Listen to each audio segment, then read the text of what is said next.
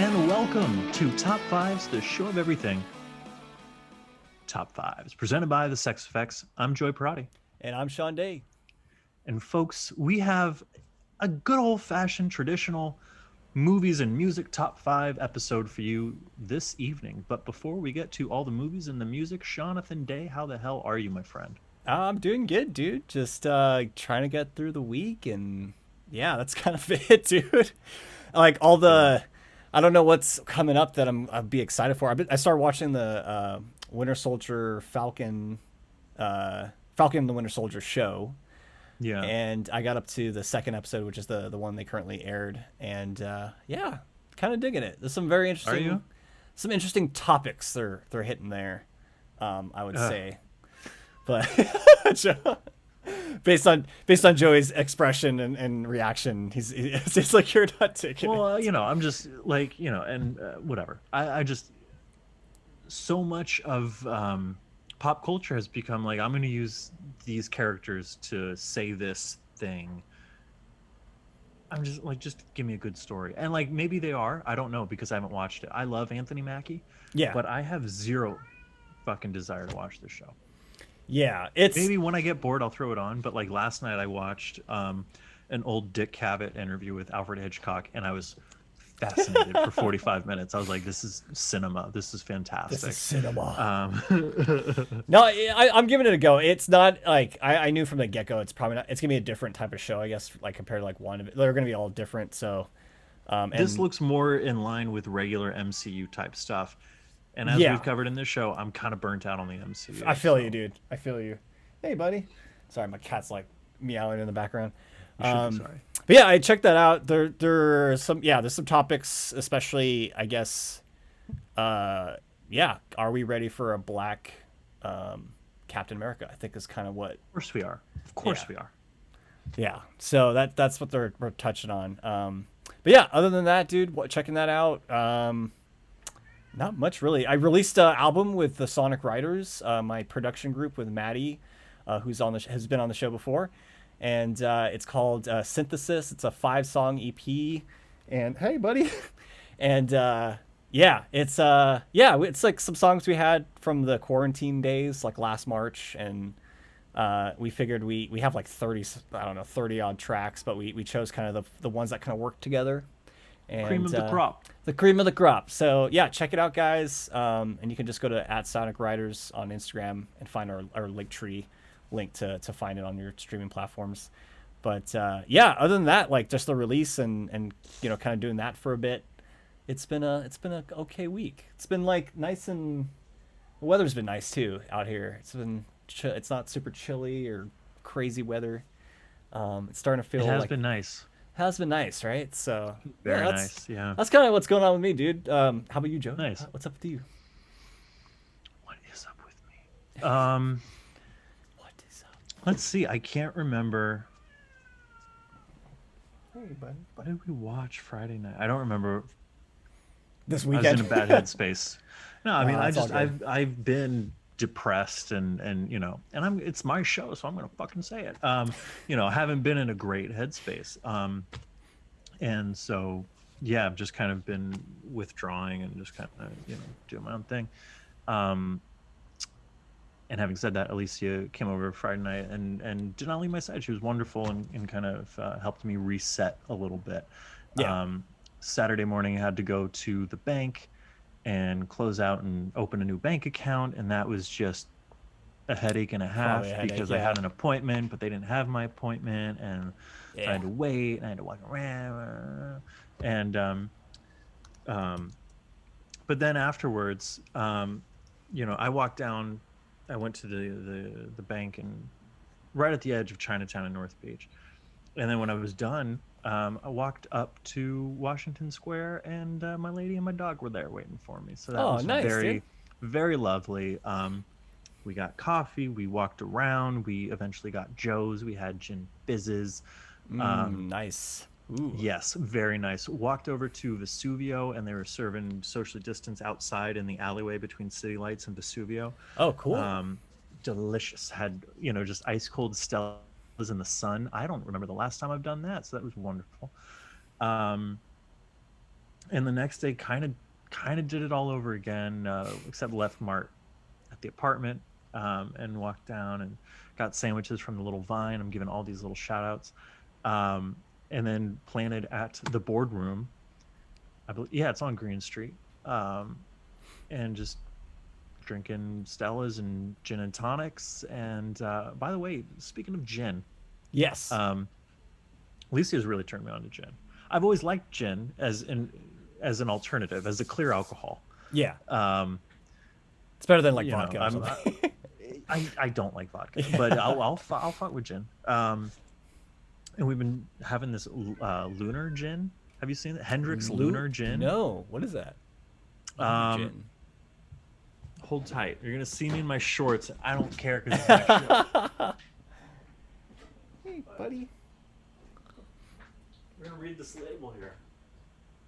This stuff is nectar of the gods, as Uncle Howie Schultz would put it. Hendrick's Gin Lunar. Ooh.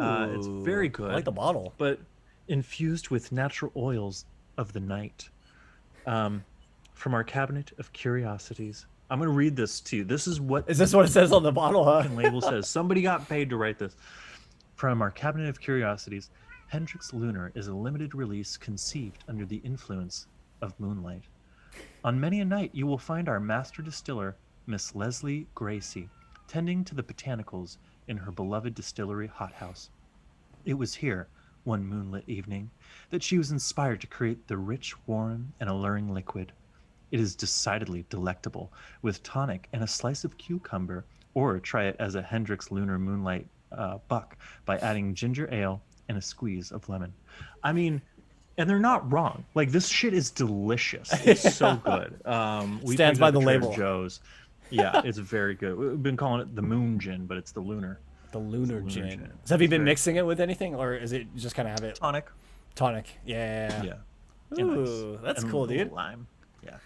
Very Man. refreshing. Very good.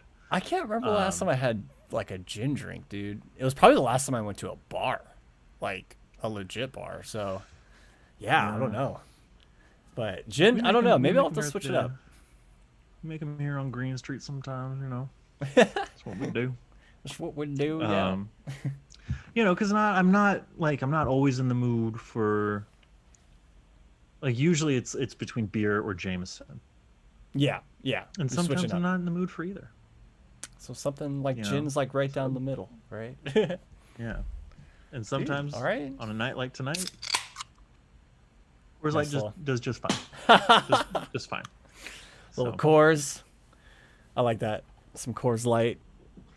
Man, I miss playing beer pong, honestly. do you? I don't. Kinda the setup and all the mess. No, I don't, miss that. I don't miss the U's. I miss the Now that- competitiveness. I think maybe that's what I'm missing the most out of it. But Really? You're not competitive.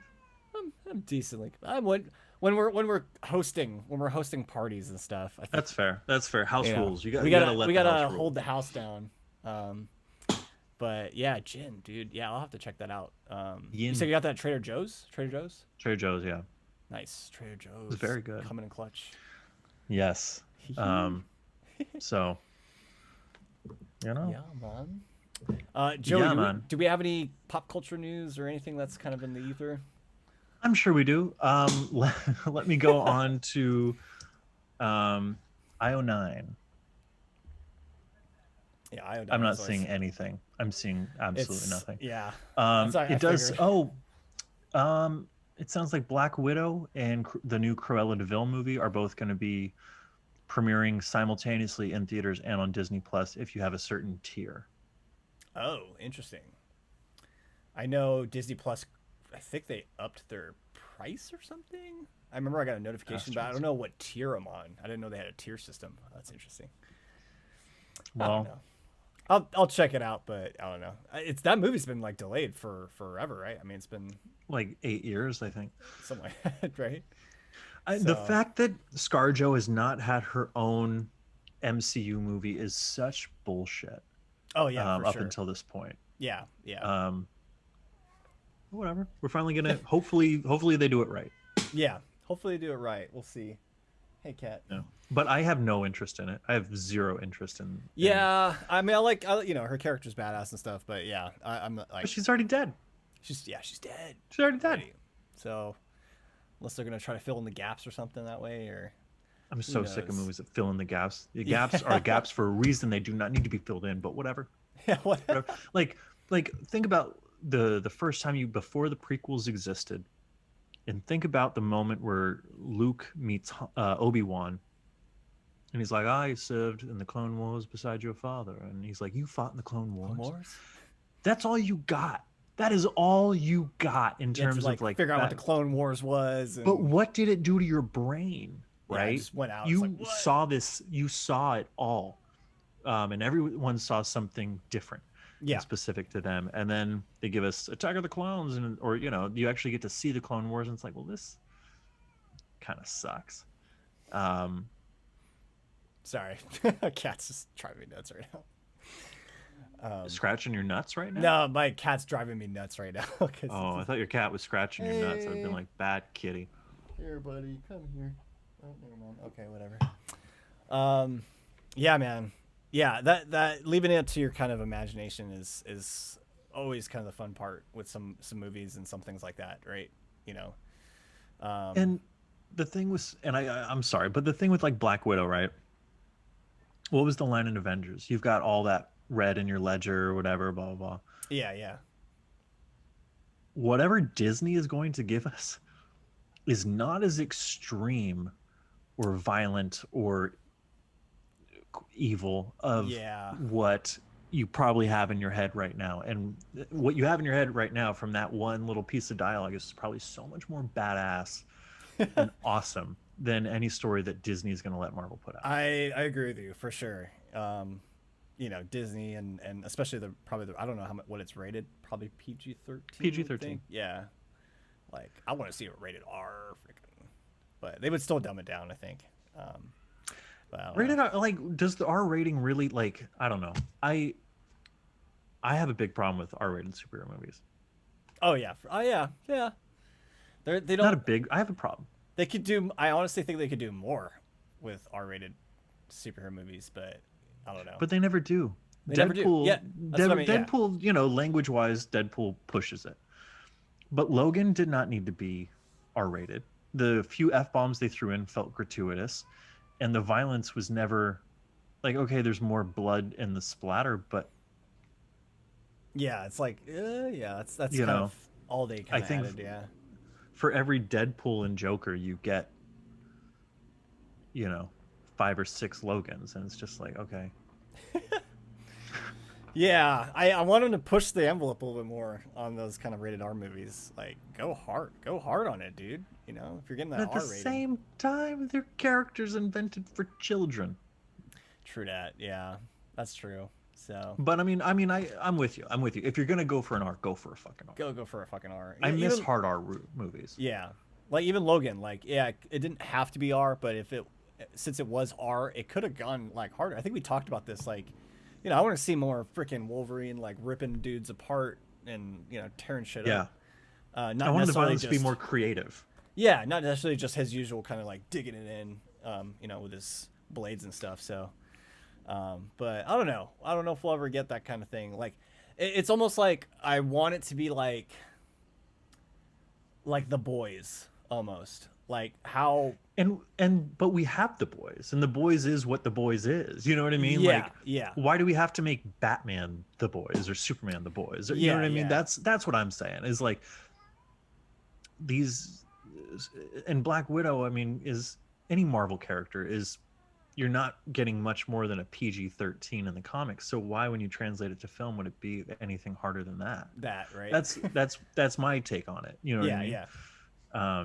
Wolverine has never been in an R-rated comic book, so why is he? Why in would an he be in R-rated a? movie? Yeah. Who's Makes true to the sense. character? But when the everything you have material-wise based on this character is PG, whatever. Whatever. Yep. I don't know. I'm not making the decisions. Thank God. Yeah. These rated R movies, man. Actually, that'd be a good top 5. Not necessarily superhero movies, but maybe top 5 rated R movies, Oh and God. I rated think my R top for 5 their- favorite movies are R-rated movies. Yeah, like all of them. Yeah, yeah, The yeah, Two, High Fidelity, Taxi yeah. Oh Driver, fuck yeah, you're Goodfellas. right, man. Yeah. If it's like, yeah, the R that they deserve, like a rated R movie that deserves R, I think it would work. So, but yeah, yeah, fuck, man. Scarlet Joe, we got Black Widow. Man, what else is happening? I saw the Suicide Squad trailer. Oh yes. That was Yeah, it looks pretty. fine. It looks fine. Yeah, I don't know what It looks like an R-rated Guardians of the Galaxy. it. Yeah, and that's the thing. As interesting as it is to have more characters and kind of highlighting some different people, it did kind of feel that way a little bit. Like, oh, they just kind of trying to do that. And I mean, I'm hoping it's gonna be obviously better than the last one. But yeah, I couldn't really care less for the Suicide Squad stuff, really. So I'm interested just based on James Gunn, but everything else is yeah, kind of like all right. yeah, yeah. Especially having James Gunn attached to it, it does definitely pique my interest in that way. So I don't know. I'll check it out when it comes out. I'll check We'll it out. see. I'll absolutely check it out. Yeah, And then it's what coming. else is coming out this week?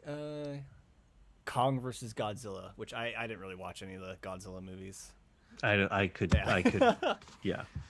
So we'll see. I'm looking forward to, and this will just be I think just a feel good, I don't care how good or bad the movie is going to be, but that Mortal Kombat movie that's coming out Does look pretty badass. it looks pretty That badass. looks badass. Yeah, it looks. I don't know if it's gonna be. It's gonna probably follow the same trope as like the original movie and kind of that. But I think of the I'm just- tournament.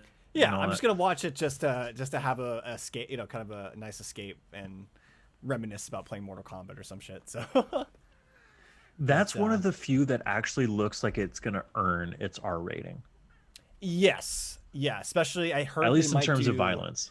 They might do like the fatalities in it, which will be probably the waiting. Like that's probably the point where it's like everyone wants to watch it because of that kind of shit. So, Yeah. but yeah, I'm totally watching that when that comes out, and I think that comes out this coming month in April. So, Right on. exciting. But yeah, that's all I could think of. I don't know what else is Yeah. really coming out or. Justice League Gray came out. Oh yeah, that's right. The black and white version. that you're Justice talking is about? Gray. Justice Yeah. is gray. Okay. Okay. Well, we've talked All right, Justice Zach. League, the Zack Snyder cut on our last episode, quite in depth, and I thought it was, I think it was good, to kind of get it all out and kind of, and I'm glad it. I think we probably said it, I'm glad it exists, and I'm glad it just kind of is out there for us to watch. I think that's kind of a takeaway from it. Same. So yeah, that's all I can. Yeah, that's all I can think of to touch on. Want to get to some lists? I would love to touch on some lists. Yes. All right. Jonathan, I just got to comment real quick. Yeah. The lighting between Yes. your sweatshirt and your hair, it almost makes your hair look a little gray. You kind of look like Quicksilver, the Evan Peters Quicksilver. It's hot. This light right here, dude. I Yeah. want to be close to you right now. Yeah. Just had to get that out of the way. Oh, it's cool. Dude. I don't mind. Lists. Would you like to go first? Would you like I to go first?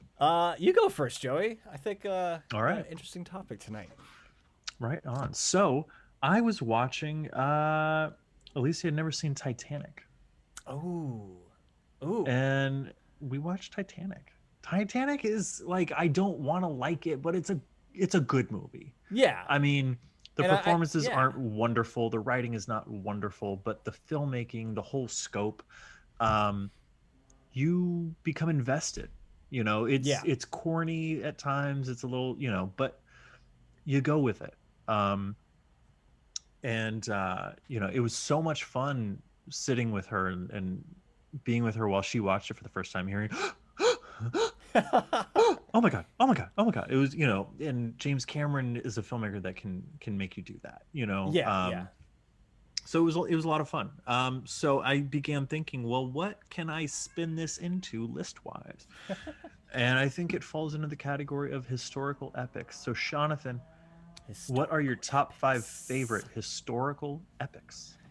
Funny enough, I have Titanic as number 5 on my Yo, list we today. share number 5. Oh shit. Yeah, for all those reasons, man. I actually haven't watched it quite recently, so I actually I might check that out. Maybe when I have some time. But I remember watching it. I don't think in theaters, but I remember having the VHS. It was 2 VHS tapes, Two and she got VHS naked on the tapes. end of the first tape. Yes. So there Yeah. was kind of like a little break, intermission kind of thing. But yeah, I remember watching it, and yeah, I mean, all the stuff you mentioned, like obviously the cinematography, the scope, I mean, just how it looked, the chemistry between, Leo and Kate Beckinsale, not Kate Beckinsale, Winslet. quite Kate Winslet, sorry. Yeah, the chemistry between them is so, dude, and yeah, Leo's to die for in the movie, of course, being a yeah, Watch it again. Watch it again. I watched it the other night. I was like, God, he is fucking annoying in this movie.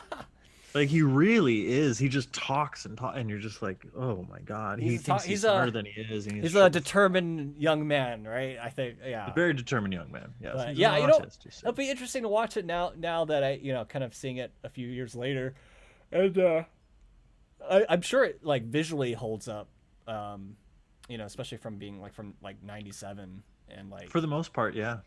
yeah, that's cool. And then from what I remember, yeah, Billy Zane was in that movie, right? Billy Zane is so great in that movie that I threw on the Phantom. Um, Yeah, he's definitely he is the really he's Cowl. he's a dick for sure. He's such such a a dick. good asshole. He's like a good Kirk asshole. Douglas in Kirk Douglas Prime, and Kirk Douglas Ace in the Hole. Like God, he's so good at being an asshole. It's like That's Billy Zane. Billy Zane. It's like Bradley Cooper in like Ooh, Wedding Crashers. Like, Yeah, it's a great. It's just great so call. believable for like you almost think like, man, is this dude like this in real life? Kind of, it takes you kind My of. mom out of it a hated little Bradley Cooper for years. Right? I had the same feeling, Yeah. dude. I was like, damn, I Yeah. don't know if I can imagine him in a different role. But yeah, this movie for sure hits on all cylinders. Funny enough, but yeah, freaking James Cameron. I think the cast is very stacked cast too, man. I mean, and then yeah, I like this. I like the kind of through line story where they have young or old Rose, and kind of the story of the heart of the ocean and her kind of reminiscing of a time when she was young and and of course being a survivor of the Titanic, which is a very interesting story. So yeah, freaking Titanic, dude, from 1997. Titanic. Wonderful. Classic right there now. A classic. Number 4, I've got Master and Commander, a Russell Crowe movie, dude. Came I've out never in seen 2000 this. It's actually pretty good. It's came out in 2003, directed by Wolfgang Peterson. Love it him. takes place, I think, during like I guess the Napoleon, like kind of Napoleonic. That's the word I'm looking for. Wars. So and it's a kind of a Russell Crowe kind of plays obviously the commander of the ship, and it's a kind of portrays like the But is he also the master of the ship? he is the master of the ship. It honestly goes through a lot of the like horrors of being like a sailor and being obviously what do you call it? I guess it'd be a warship during that time, and the dynamics between the crew. Obviously, they touch on like disease that like affected a lot of people, and the scope of the trip too as well. It's not like just a movie that's like, okay, we're there. They're like, we're on sea for for a minute, trying to figure this out, and having ration food and all that kind of stuff. They kind of go through all those little things that you would expect, I think, from one of these types of movies where it's just kind of focusing on a crew and their ship. But yeah, it does get really kind of gritty, and the kind of horrors of that kind of stuff too as well. But it's a nice story, and obviously it's about kind of Russell Crowe, the commander, and his kind of relationship with his crewmates, and that kind of grows into something and you get to kind of see more of, you get to find out more about these characters through him as well. So, and how he kind of observes them throughout the movie. So, yeah, Master Commander, kind of cool, and it's got, it's especially the ship and the costume wardrobes they have for it. It's very appropriate for that time, and I think they really nail it on that movie. So, yeah, number 4, Master and Commander. I gotta check that out. Yeah, I think you should, man. I can't remember how long it was, or like I enjoyed it. It was like it was a good movie. But number 3, this one was like one I thought of like in the back of my head just real quick, and I had to put it on my list just before we met. But The Life of Brian, which is a Monty Python production directed by Terry Jones. It's I mean, I just reading the wiki page on this movie is just because it's pretty much a parallel to the life of Jesus Christ, and Brian was born pretty much the same day Jesus was born, and pretty much they mistake Brian as the next coming Messiah. So that's kind of like where it goes. So reading the wiki page is like, damn, they got a lot of people, religious groups like totally tore this movie apart, and like.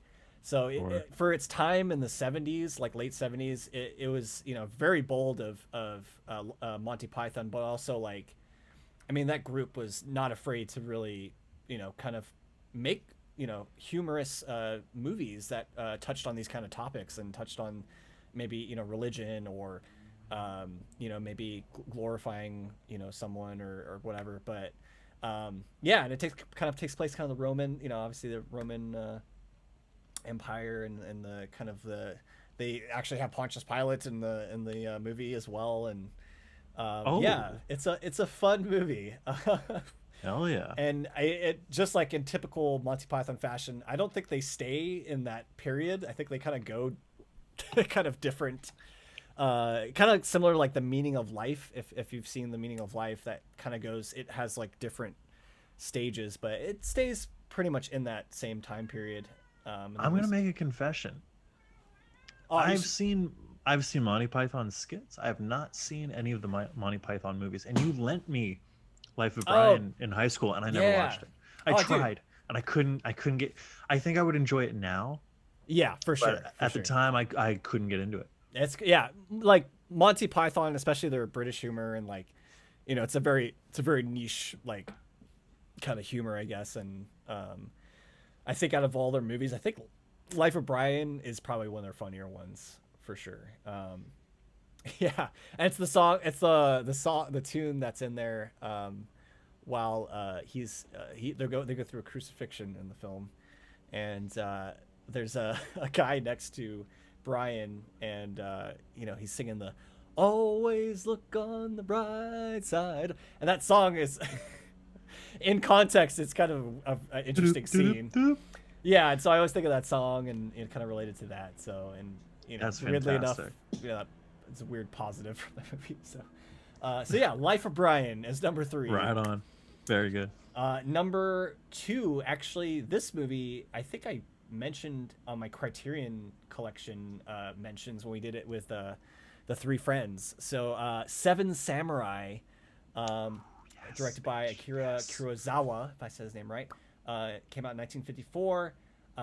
Yeah, I mean, I love the story of this kind of small village being attacked and kind of gathering all these different samurai from, with different skill sets and kind of coming to protect this village. And it's a very unique story. And of course it takes place in that time period in Japan. Very, I don't know. I always think like Japanese culture, especially like the samurai stuff. It's like, very elegant and formal in a way, but there's still like,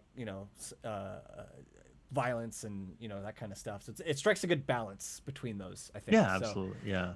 So I really enjoyed that film, and especially being in maybe a different type of country too, as well, being in Japan and kind of seeing the culture there. So yeah, Seven Samurai. Wonderful. And number 1, which is funny because I had to ask you about historical epics. Gladiator is my number 1. There we go. Which I feel like this is one of those like movies. I don't know why it's probably not in my top like 10 or 20, like maybe 20. It's a movie I probably watch like once a year, I would say. Really? Yeah, I think so. Yeah. Really? Um, and I don't know. There's something about it. Maybe I have attachment to it with like my dad used to, watch this movie quite a lot.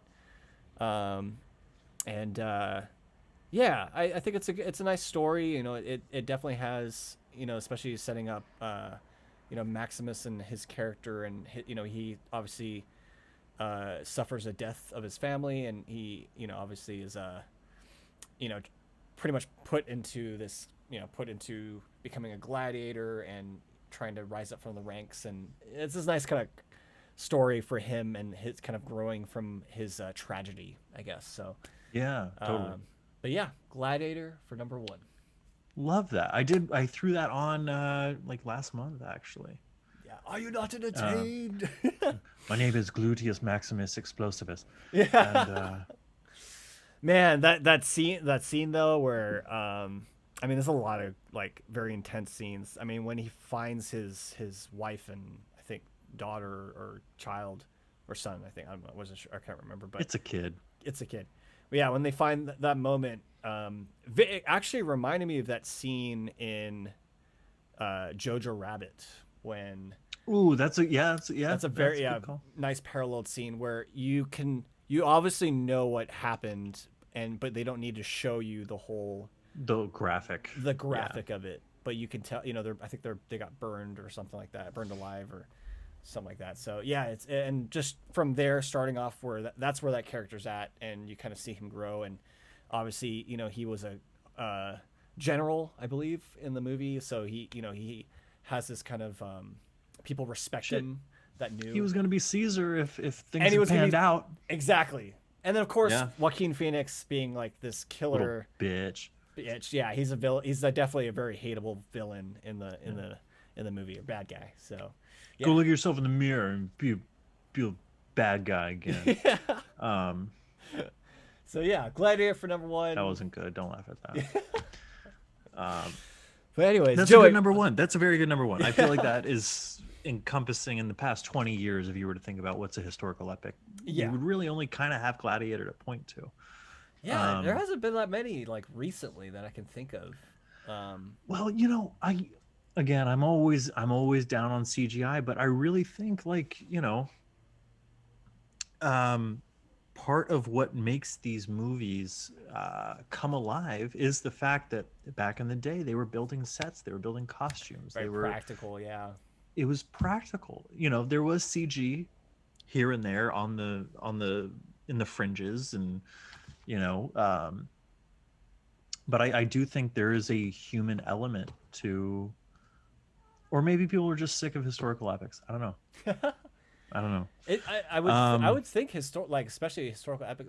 That's kind of a not older genre, but like with a lot of Hollywood, like a lot of films, like older films that were coming up. That was kind of like, a lot of them were based off of historical. You walk down Hollywood Boulevard, dude, and there's still the sets from D.W. Griffith's. Is it Intolerance? I think it's Intolerance. They're making historical epics all the way back. But yeah, we haven't really seen them in their kind of classic heyday form in a long time, in quite a while, like yeah. 15, 20 years. Yeah, you're right, dude. What are we gonna do about that? We've traded for superhero spectacle, and I love comic books, but I'm so sick of it. Yeah, so sick. So sick of it. I love being transported back to a very specific time period. Yeah. And learning the rules of that world and the customs of that world, and Yeah, I think that's what's nice about that type of genre in film. Yeah. I think that's nice. Well, because you can tell a huge story against the backdrop of something small, like my number 5, Titanic, where you have this small, admittedly stupid love story. They've known each other 12 hours? Come on. Very short time. Yeah. I want to know what she like if Jack had lived, like really wasn't trying to, you see it when she's like, I'm gonna get off the boat with you instead, and he's like, don't do that. Don't do that. You don't have to do that. Oh um, man. it's like, yeah, I get clingy. Um, but no, I liked Titanic a lot for those reasons. Because you learn the manners of the upper class, and you see the party of the third class, and Yeah. you know you I mean, shit, it spurred our imaginations on. Do you remember being in seventh and eighth grade and playing Titanic on Yep. the blacktop and at OLM? Just like, all Yeah. right, the bench is the flotation device, and one of us is going to sit in the water and freeze to death. There's it does kind of awaken that kid in you, and like, trying to escape. The ship Yes. becomes this puzzle that you have to find your way out of. Yeah. um and even if you make it to the deck, you got to get onto a boat, or you got to figure something out. So it triggers that kind of instinctual, what would I do in this situation, Yeah. kind of thing, because Ooh. we're watching Rose go back down to find Leo handcuffed, and it's like, no, just go back up, darling. Yeah. He ain't worth it. uh, um Number 4. Yeah, I'm gonna go with it. I don't care if I get shit for this. Roland Emmerich's The Patriot. Oh, the Patriot, dude. I think it's Yeah. his only legitimately good film. I think this is, okay, yes, this movie plays softball in terms of like race and slavery, and I wish it didn't. Yeah. And yes, Mel Gibson is problematic. Okay, but god damn it, Heath Ledger gives one of his finest early performances in this movie, and his death scene always makes me cry.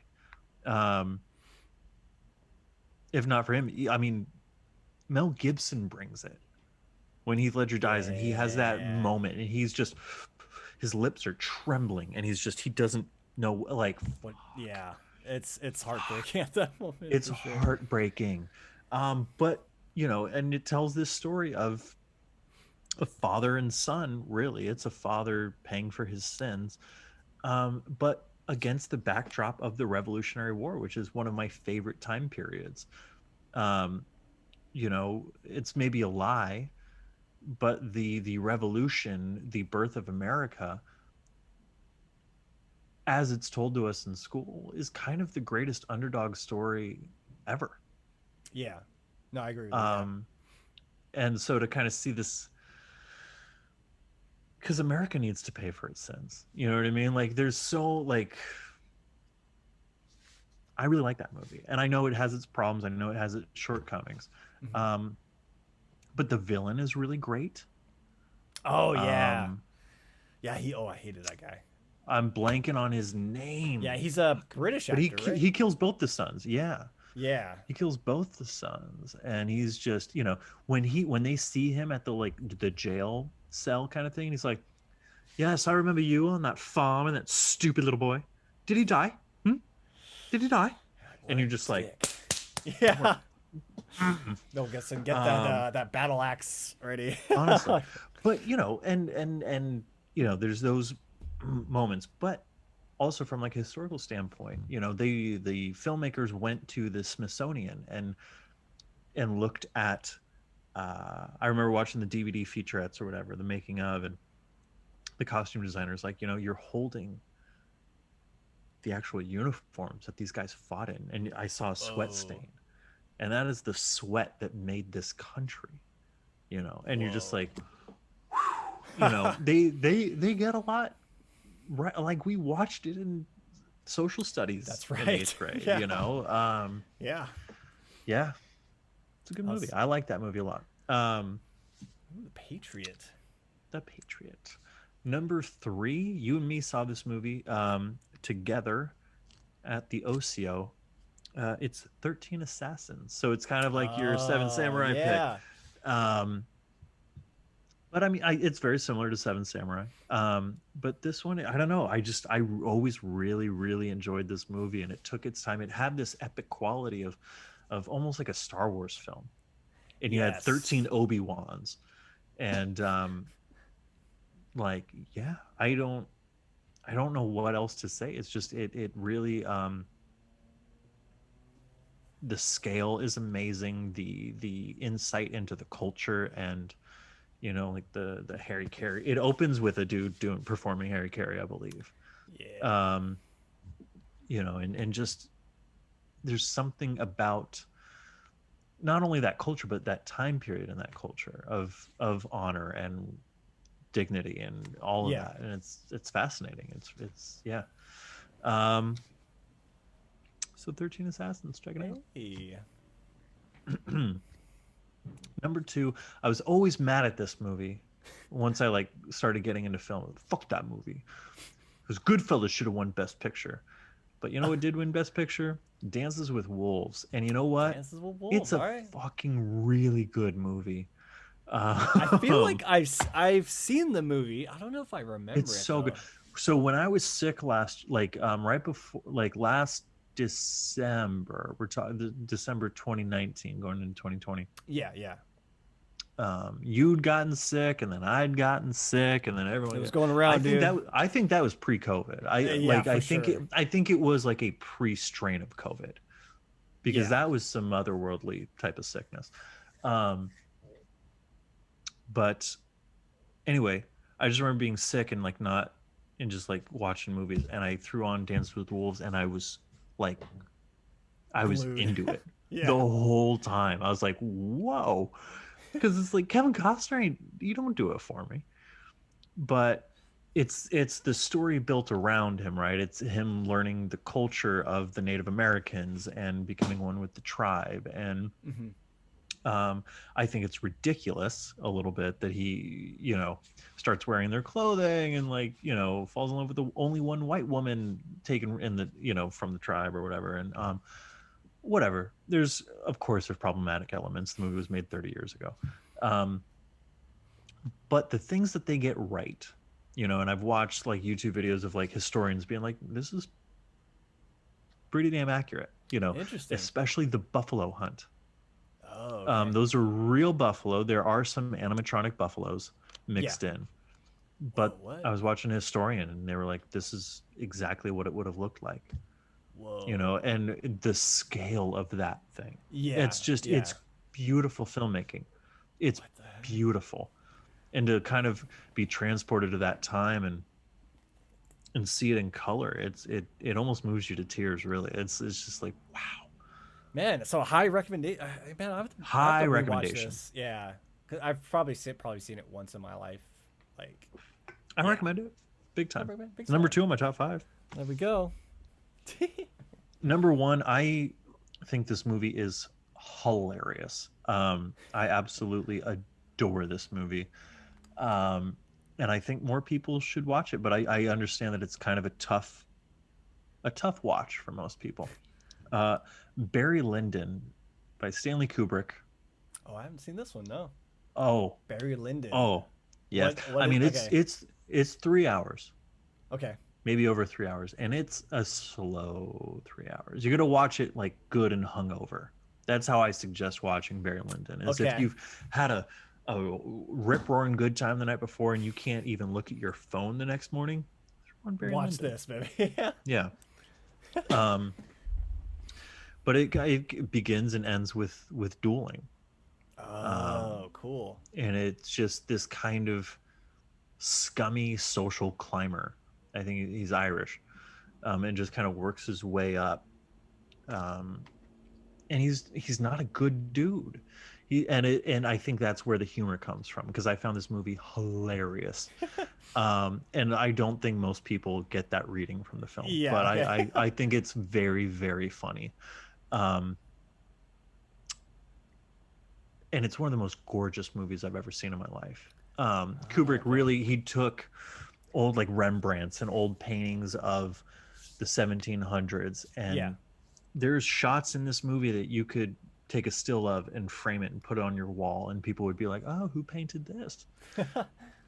And him and NASA developed these special lenses, um, to let more light in so that they could film just by candlelight.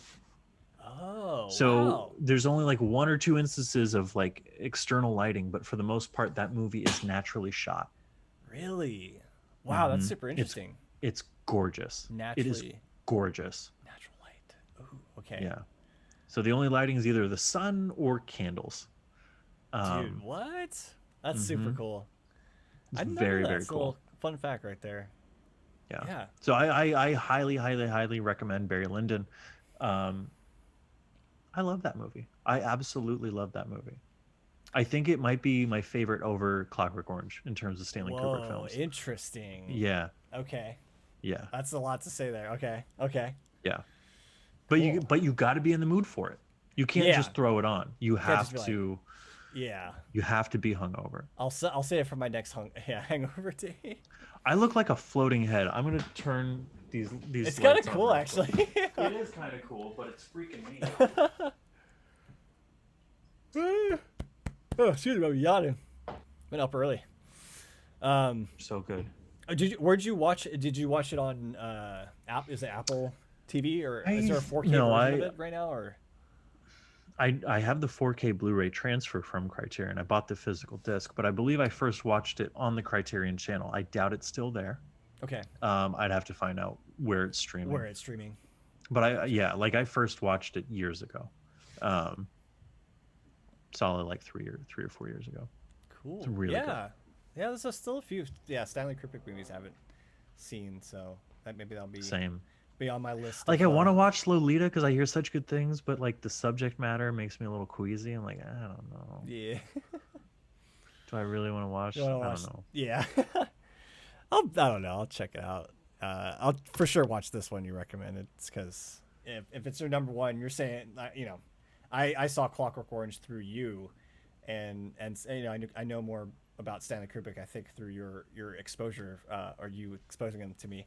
So yeah, I definitely want to check out some more of his work. And if you're saying it looks gorgeous too, I've been looking. Oh, it's gorgeous too. I've been looking for movies lately where it's just like I just want to see some really just beautiful kind of wide shots or I've been I tried I mostly consume my movie watching in my room, which I have a bigger screen out in the living room, but yeah, just trying to find those cool movies where it has like just nice moments like that. If you can, I recommend the bigger screen. But also, like, if you just want to like focus, just hole up in your room and Yeah, for sure. get the viewing done. Yeah, it's good. It's For good. sure. Cool, dude. I like the list. It got some Your list. we got some similar ones, and then some I actually haven't checked out before, so I'm definitely gonna add that to the queue of movies that I have not seen. I'm gonna do the same with Master and Commander and Life of Brian. Life of Brian. Nice. Jonathan, do you Yes. have a list for me this evening? Yeah, this list is I don't know why I was thinking of it, but I just miss going to concerts, and I get a kick out of I really like there are some bands I usually I could just kind of go and just see the band, but I still get excited watching opening bands. It's just something that's super interesting. It might be a group you may know or may not know, and I think that's kind of the cool mystery of it and the cool aspect of it. And you maybe see like bands that maybe at the start of their career, or maybe they're just about to kind of get into touring and stuff. So Joey, what are your top 5 opening bands? This is a good top 5, and I couldn't. I was like, I'm having trouble getting to 5. It's cool. It's cool. So the concerts that are coming to mind are like Paul McCartney didn't have an opening act. Yeah, he didn't have. Yeah, you're right. So there's only very few that I can think of where the opening act made some type of impression on me. Yeah. So I apologize. My list is gonna be lame, and I'm sure That's you're cool. gonna name stuff, and I'm gonna be like, That's cool. shit, I was there. Why didn't I think of that? Number 5, Aaron Carter, Backstreet Boys. Oh, okay. He opened up and he's like, "Hey guys, you excited for the Backstreet Boys?" And great to be here in Concord. Did he play like a full set, or was it I know don't most opening remember. bands. I Yeah. was, yeah, but I believe Aaron's Party was out at that point. Oh, okay, okay. Yeah. So you got some music. So I saw Aaron Carter. And fun fact, 98 Degrees was in the parking lot passing out their demo. What? Mm-hmm. Wow. Yeah. Interesting. Yeah. Damn. Okay. Yeah. That's loves them pop boys. yeah, them dude. pop I was like, that's music kind of boys, cool. right? Cool. Okay. So Aaron Number Carter. 2, or excuse me, number 4. I believe when Green Day was doing their triumphant stadium tour for American Idiot, Flogging Molly opened for them, Yo, I forgot about that. and they were fucking good. Was that the one? Did we see him at? Was that at the Giant baseball? Stadium. Yeah, Giant Stadium. Is Yeah, that the one we watched. Yeah, yeah. I feel like we saw them a couple times there. Yeah, but the Flogging But Molly one was especially the fun one because I think I remember They're great. I think I remember they came on and I don't know if we were like in the food drink area. We were with like the big mitten. Yeah, is that's that- exactly what I was thinking of. Yeah, And we were just like walking on that like kind of overpass and it was just super cool because you're just hearing like Flogging Molly just jamming it out and yeah. they're just going nuts and we're just chilling, just walking around the stadium and stuff. So It's Yeah, fun. Like yeah. Flogging Molly and Dropkick Murphys were always like right there, neck and Yeah. neck with each other. You know? always, yeah. Um, They're the but I like, the couldn't think of a official- time where I saw Dropkick Murphys open for anyone, or else they would have made my list. Number 3, Jimmy Eat World opened at the Pop Disaster Tour for Green Day and Blink-182. That's right. Pretty damn good. Pretty damn good. That's when Pretty they damn good, lads. that's when they released that Bleed The Middle? America. Yeah, that Yeah. album was like fun fact, Everywhere. that album they got dropped by a label before their label and then that album that came out was all independent Oh shit. production and release. So like yeah, they put their own money in that. They found the studio and put the time and money into that to put it out. And I think they got that. signed. I think they got obviously signed and just the distribution of it, and then of course the middle like that single was just like a huge hit for And them. Huge. But that's huge. isn't that interesting? Like, That's great. I didn't know that. That's it's like fucking they awesome. just like we're falling on some hard times and then they put all their kind of energy into that album and then that's where they're at now. So- EMI. Dude, seriously. Yeah. Number 2, I don't know how to pronounce this band, but I really enjoyed them at the Greek Theater. Kruangbin. Krungbin. Yeah. Oh, They opened for Fish. that's right. You went to see. Oh, that's So right. my buddy Noah, he hit me up. It was like, "What are you doing on 420? We're gonna. I just got us tickets. We're gonna go see this band. They're cool, Yeah. Kurungbin or whatever." And it's at the Greek in Berkeley, and like, we had I think we found out the day of, like when we checked in the hotel. It's like, "Oh, who's Kurungbin opening for?" Fish. We're like, "We're going to a Fish concert," and we were just like just going from bar to bar to bar before the show began. And Yeah. I remember talking to one of the bartenders and being like, "So are you going to the Fish show tonight?" He's like, "No." Are you? Are you? Oh, he was like, you didn't really deal with this. And I went, "No." He's like, "Okay, cool." Like, Like that guy's response. but they were awesome. They were so fucking cool. I don't know how to classify their sound. They're kind of funky. Yeah. They're dope. And they're actually on, I don't know if you saw this, but the new McCartney 3 album, they're on? releasing, well, they're not on that, but they're releasing a cover version of that album called McCartney 3 Imagined or Reimagined, something like No that. way. And they're covering one of the tracks. Yeah, Oh shit. they're on it. Okay. So it was pretty cool. A chance to check out Fish then. In a minute. No, not Fish. Krangben. Crime. Gotcha. Krang. KHRUANGBIN. Whoa, that's quite a name. It's quite a combination of letters. Okay. Um, That's cool. Yeah, I'll check But they're it very out. good. Very good. I think you would dig their sound very Okay, much. yeah. Especially that kind of jam bandy thing or whatever. kind of that style. I think is kind of cool. So yeah, dude. Number one. This kind of ties back, sort of, to my other list. Because I remember it was the night before Easter Sunday, and I remember that Easter Sunday I woke up. Um, yeah, yeah. My parents got us.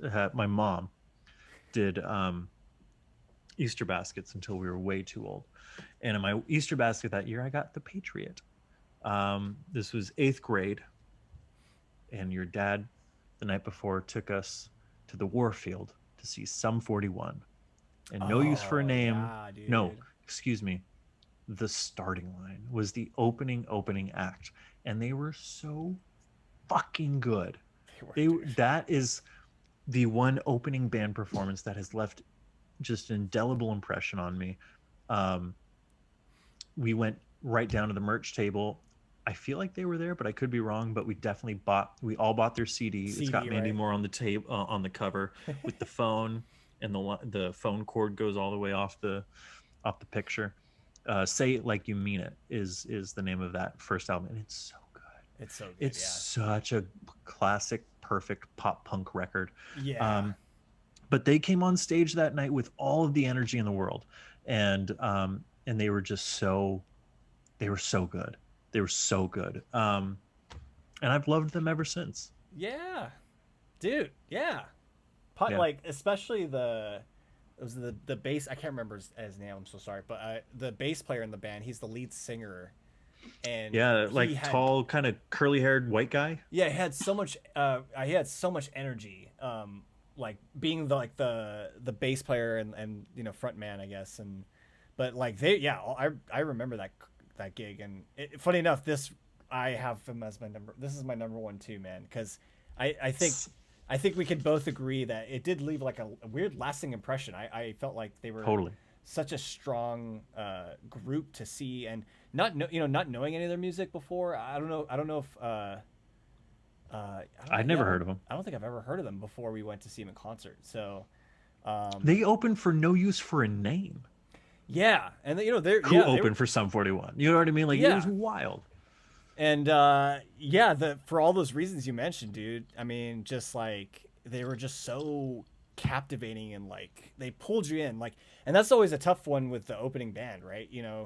They can either be a band you're just like, oh, kind of casually listening to, and maybe this is kind of everyone has their own opinions on music or whatever, but there are some bands where it's just like from the get-go, dude, they just like we're here to start the night off, like, honestly. And yeah, we got to a point where we're just like, we love these, this music's awesome, like I want to buy their CD. So good. So yeah, dude. I remember that concert so well, dude.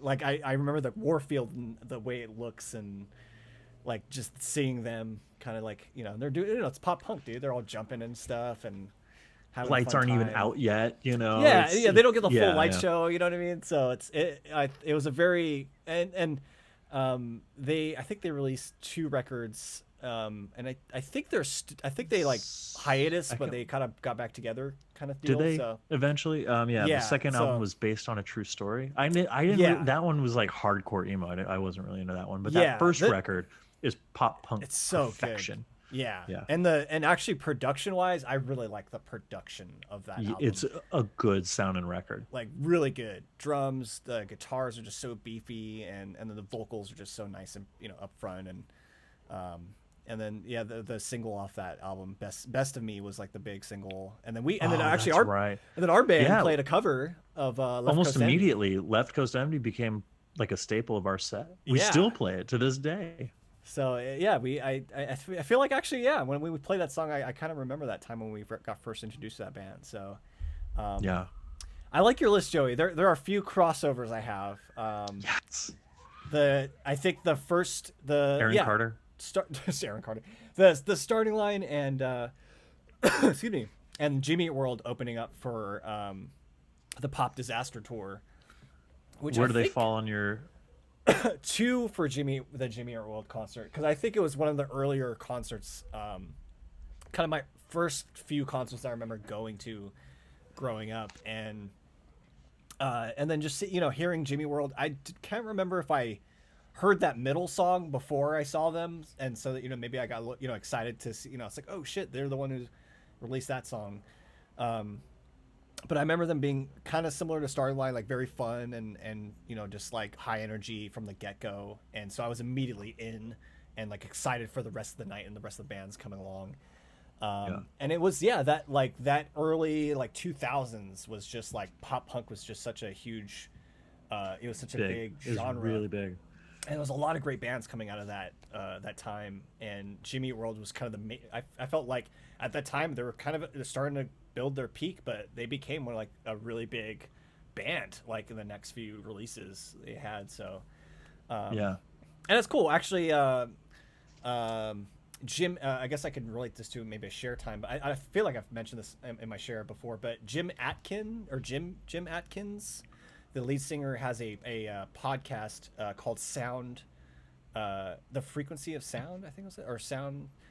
I'll have to search it up again. But he interviews like different people kind of in that scene of like the pop punk scene, and nice. He did one with like Mark Hoppus. He did one with what do you call it? I think he actually did one with what's his name? Anyways, there's a lot of great. They're either lead singers or guitar players or just all kinds of different people in there. And he hasn't posted one recently, so I don't know if he's still doing them. But I there for the quarantine time that we had, that period of time where we're just stuck inside, just not knowing what the hell to do. He started releasing those, and I thought that was really cool. And it was That's kind awesome. of a good way because they're trying to find they're not be able to play shows and stuff, so it was a cool way to kind of get in contact with fans and other people. But nice. Anyways, so that's 1 and 2 for me. So I'll go back down to 5.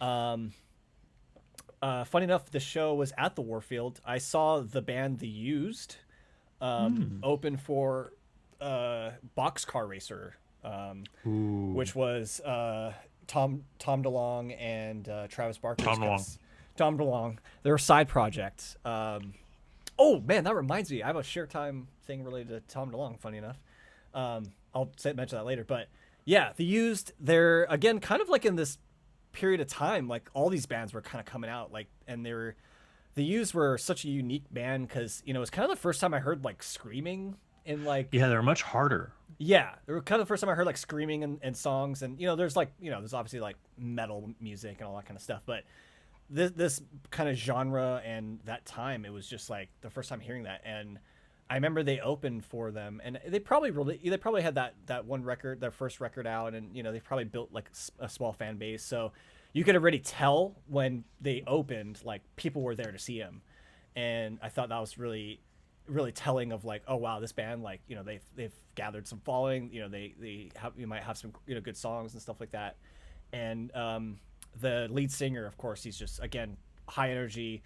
He was doing that, a lot of those singers at that time were doing that thing, they're swinging like their microphones around and like wrapping that shit around their necks and stuff. It's just like, I'm just like, I've never seen this before. Like, this is so interesting for an opening band to have like that kind of energy, like Totally. So yeah, so I thought they were really cool, and it actually worked. I mean, I really liked that night. I think a band called H2O was the middle band, and I actually never heard of them until that concert too. So it was a very interesting, like curated like concert, and just the bands were just like on high energy the whole night. So I thought that was really cool. So that's my number 5. Number 4. This is be kind of interesting. So I saw there's a band called Block Party. They're a British UK band, and I saw them at a I can't remember what the venue was called. It was like this warehouse venue in San Francisco, and I don't know if it's there anymore because I bet you they probably closed it down. But this guy Owen Pallett opened for Block Party, and Owen Pallett, I guess he was under the name Final Fantasy, was like his like artist stage name. But fun fact, Owen Pallett is the arranger and string arranger for all of the Last Shadow Puppets. No way. Yeah, he is. He did Last Shadow Puppets. I think he might have. I don't know if I'm trying to think of any string arrangements, but if there's any string arrangements on like the Arctic Monkeys stuff, probably on the Tranquil, like the last record they did. I bet you he was probably credited on that. Interesting. So, Interesting. so I did not know that, and I started like looking him up, and I was like, oh shit, he's done like the Last Shadow Puppets, a band called Arcade Fire. He did like the arrangements for them. So That's he so was cool. he was kind of like the indie like string arranger, like he was like the dude to go to for like those kind of ensembles. But Owen Pallett, it was just literally him, his violin, and a looping pedal. And he has original music. He creates his own original music as well, and it was just so interesting because I mean I've seen like the looping pedal concept before, but it was so interesting because he was just like playing these string parts, and then of course he could add like a harmony onto it. So it's just like his arrangements just started getting bigger and bigger, and like it had all these like parts to it, and it was very very interesting to watch him. I don't know, and it wasn't as high energy, I think, as compared to some of the bands I mentioned already, or we mentioned today. But like, it was very hypnotic. I was just like drawn to like, oh, it's so interesting how he plays, and he had a very like kind of like soft spoken voice, almost, and so it was interesting to see that side of him, and I don't know if he was an artist first and then kind of started doing string arranging for people, or if it's the other way around where he's just like, oh, I kind of want to do like my own thing. So I thought that was a very interesting concert, and he also played a cover version of one of Block Party songs called "Modern Love" or "This Modern Love," which was a very interesting, with a violin and all that kind of stuff. So it was really kind of a treat for like the people who were going to go see Block Party that night. So yeah, Owen Pallett for number 5. Love that. 4. And then number 4, sorry, number 4.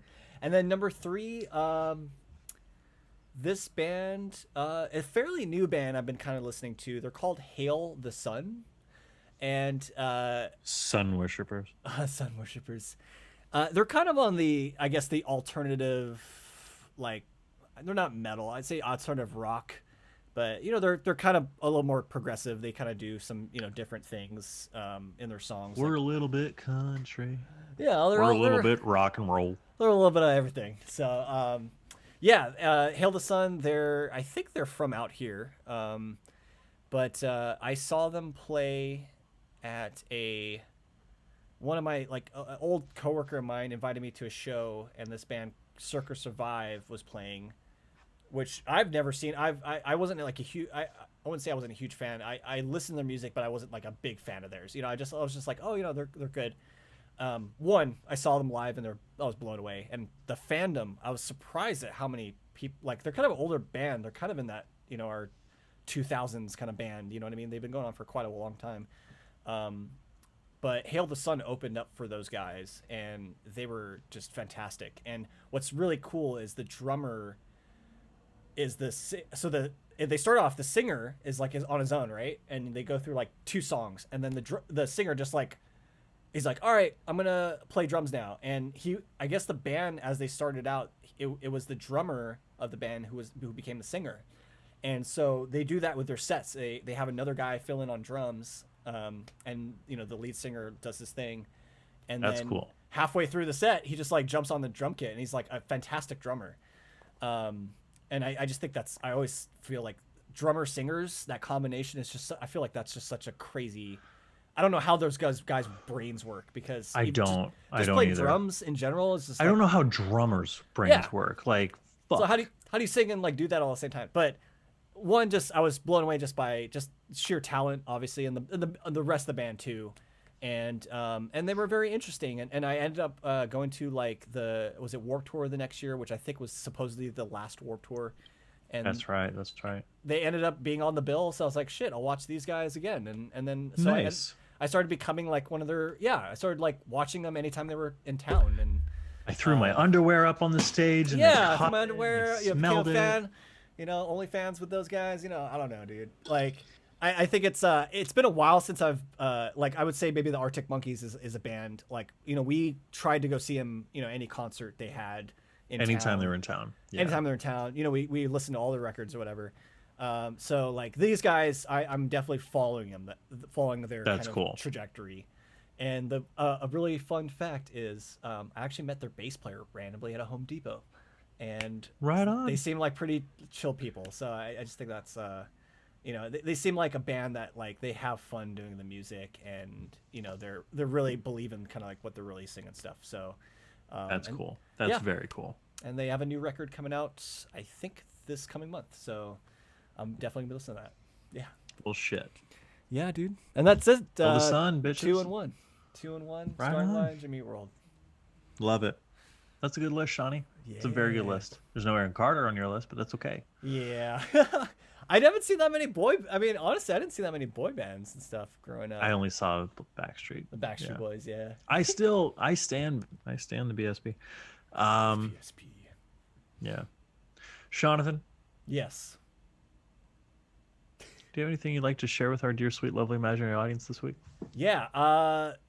There was something I was gonna mention earlier. Totally forgot about it. So I'm gonna say I Frequency of watched. Sound podcast. What's up? You had mentioned the Frequency of Sound podcast, and Yes, you'd also Frequency. mentioned I don't Yeah, know, something Jim else. Adkins podcast for sure. Check it out. What you call it? Oh yeah, I watched on Netflix the last blockbuster, um, or is it the last surviving block? I can't remember the full name of it, but it's a Oh, yeah, documentary yeah, yeah. about the last blockbuster in the United States, pretty much in the world. Man, R.I.P. And it was fascinating, really fascinating, and it does a very good job to bring you back to remembering what it felt like to have a movie store or a video rental store in Man, town. And man. dude, I mean they do a whole segment. They have a few like celebrity or like comedians. People talk about their experiences with movies, and they have this nice segment where they're like, so why, what was the fun part about renting movies? And people are like, oh, to get to go on dates, like to get the girl, to you bring your friends, and you get to pick out like the movie of the night, and you get to kind of like almost debate on like what you want to watch, or this movie's cool, or like getting recommendations from the people that work there. So it was like, and it's a weird kind of thing that you take for granted almost, because it's like Oh, big time, yeah. our streaming stuff is all the stuff's recommended on what we're kind of liking and It's an watching. algorithm. It's an algorithm, Yeah. and you don't when you go to movie stores or video stores, like that's what we used to get, is like that interaction of like, yeah, let's check out this movie. Like, yeah, I heard this movie was kind of crazy, and it might not be like your cup of tea, but maybe give it a chance, and or you rent like a few movies for the weekend. Yeah. That was Well, always fun too. it was much. It's kind of like when we go into a record store, and I don't know what this thing sounds like, but I like the cover. So Yeah, dude. I'm gonna pay $6. I'm gonna throw it on, and I'm gonna have a really great time with it, even if it's bad. Yeah. Um, Yeah, these days but yeah, it's so easy for us, right? To oh, I'll check this out. I'm like, oh, I'm not feeling this, or the streaming is definitely a thing. But yeah, it's and oh man, the story behind the family that owns or is running the last blockbuster. What are they a all dead? no, they're a very sweet family actually. It's like a generational thing. They like they had It's a beautiful. they've had it's a family business, and the lady who worked at the last blockbuster was such a obviously a community person, someone who just enjoyed the presence of locals. Hi, dude. This is Ube, my cat. Hello, babe. Yeah, so it's a very nice like light-hearted film and or documentary, and yeah, it's just interesting just how fast something like that can change. And they actually interview all the CEOs and the people who founded Blockbuster, and they actually said that it's not the streaming. It's not. There's two things. Streaming did not kill Blockbuster. It was the financial crisis that put them in so high of a debt that they weren't able to get out of it. We're talking 2008. Like pretty much before. Yeah, I mean, obviously, as of right now, streaming has probably canceled all the rentals. But Well, I just meant which financial crisis were you oh, referring? yeah, I think the 2008. 08. Yeah, the Gotcha, 08 gotcha. crisis. Interesting. And also the here was a fun, interesting fact. Blockbuster, the company, had the option to acquire I Netflix. remember this. Yes. Yeah, yeah, yeah. So yeah, it's some very interesting facts that get dropped on us in this documentary. So I really enjoyed it. It kind of brought me back to when I used to rent movies with my family and friends, and just the option, the kind of choices that you make at the movie store. Sometimes you go there with the idea of like what you want to get, and sometimes you're just like, man, I want to just check out this random movie here. So I just think it's that part of our lives, especially, it's just so different now, and I do miss that. It is. It does a good job to kind of bring you back to that. So, but yeah, check it out. That does sound really good. I remember like being really young and like, it was still VHSs at that point. And so we'd get the VHS of a rated R movie. And what you had to do was you squeeze, because the VHS tapes were in like this plastic thing. And if you squeeze the side, then the tape would come out. Yeah. So Oh, yeah. we'd take the R-rated tape and put it into a PG or PG-13 That's cover what's up, dude. and rent. And yeah, that was Man, that makes me think of when I was living in Pacifica, like growing up, dude. There was before Blockbuster and all the Hollywood videos, like the local video store like was around the corner, and yeah, we had Ultimate Video. yeah, dude, I remember that. I remember there was like a adult section too. Oh yeah. From what I I remember. wonder if you're saying Pacifica. I wonder if do you remember the name of it? Because my cousin Mickey and Alberto and all those guys, Brandon, they all worked at the video store in Pacifica. I'm blanking on the name, but if I heard it, I'd know it. I can't remember. Oh man, I can't remember the place what it was called. I could close my eyes and picture it, like what it looked like. Man, it's just so crazy. I can remember that, but yeah, I can't remember the name. Yeah, They shot part of their short film there, Bling Bling Scramble. maybe that might be the one. I'll have to. Maybe I'll ask my dad later and see if he remembers where what it was called at the time. But yeah, I remember video stores were just like such a fun thing. That was like one of my miss it. favorite I miss it things. so much. When I mean, it's not renting, but when I went to SF State, I hated it. I never wanted to be there. So SF State is across the street from Stonestown Mall, and I would, instead of going to class, I would just go to Suncoast and buy movies. Spend hours Suncoast, looking man. at movies and buying DVDs, and like, yeah, Dude. Yeah, I that's miss how I spent my Starbucks paychecks. buying movies, dude. I just you know. packed away all my I did some cleaning around the house and packed up my DVDs in a little container. Yeah. Yeah. Did you get rid of the cases? I kept the cases. I don't. Good. Luckily, I don't have as many. I think I've probably let go of a few over the years, but yeah. I just, and it's weird because they just kind of stayed where they were at, in my shelves or whatever, not really getting much Yeah. use. But I figured I'll keep them, as they fit in a box for me, at least like a storage box. So if it's like Fair. one of these days, I might do maybe that might be an interesting thing to pick those open again. Hell So, yeah. But anyways, Joey, what are you sharing this week, man? What do you got? Anything to share? I got nothing. I'll say check out the Little Vine on Grant in San Francisco. It's a nice little shop with like natural wines and cheeses, and every day they make just one kind of sandwich. Ooh. So every day of the week is a different sandwich, but they only make that one kind of sandwich on that day. Sunday is the cheesemongers. Whoever's working there gets to choose the sandwich that day, and they are Nice. delish. That sounds good. Yeah, Sunday we had like a salami provolone kind of thing. It was fun. It was fun. It was a good wet sando. So shop local and yeah, I don't know, do that. Do that. That is what I've got, my friend. Nice, dude. I like it, man. You maybe want to get a sandwich or make a sandwich right now. I know, I'm so Sounds hungry. really good. Yeah. Yeah. Jonathan, where can we find more of your work on the internet this week, sir? You guys can find me on Instagram at Sean Day Music, on my website, seandaymusic.net. And then, yeah, guys, check out the Sonic Riders Synthesis EP that came out.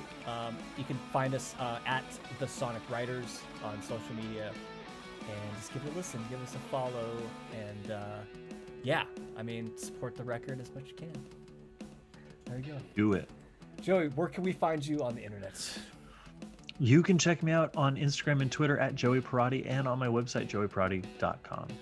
You can check out the show at Top 5 Pod. That's TOPFIVE 5 POD on Instagram, on Twitter, on gmail.com, on YouTube. We're on Facebook at Top 5 Podcast. We're also on Anchor, which means we're now on SoundCloud, Google Play, Apple Music, Spotify.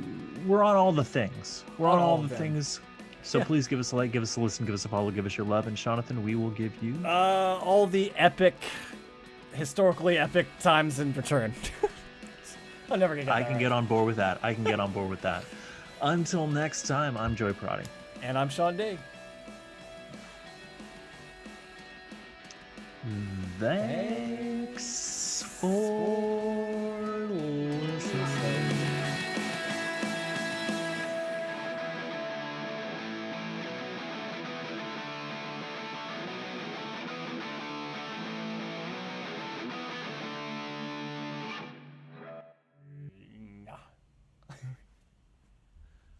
Oh.